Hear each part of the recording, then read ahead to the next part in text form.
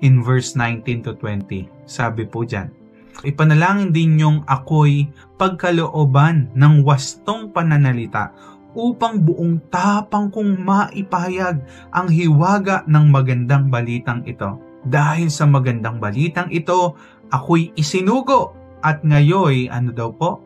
Anong sabi? Nakabilanggo. Kaya't ipanalangin ninyong maipahayag ko ito ng buong tapang gaya ng nararapat. Ang estado niya po rito, siya'y nakabilanggo. May mga paghihirap maybe, may mga torture maybe, may depression, may stress. Siya'y nakakulong dahil po sa paghahayag ng mabuting balita. Pero ano po ang prayer request ni Apostle Paul? Makalaya? Hindi eh. Ang prayer niya po, maipahayag niya ng buong tapang ang Word of God. Bakit? Alam ni Apostle Paul, kahit siya'y nakakulong, pinalaya na siya ng Panginoon.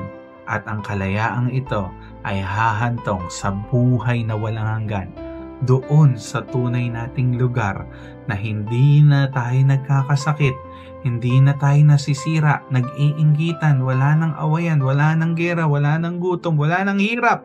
Doon po sa langit na panatag at payapa ang lahat dahil kasama natin ang Diyos.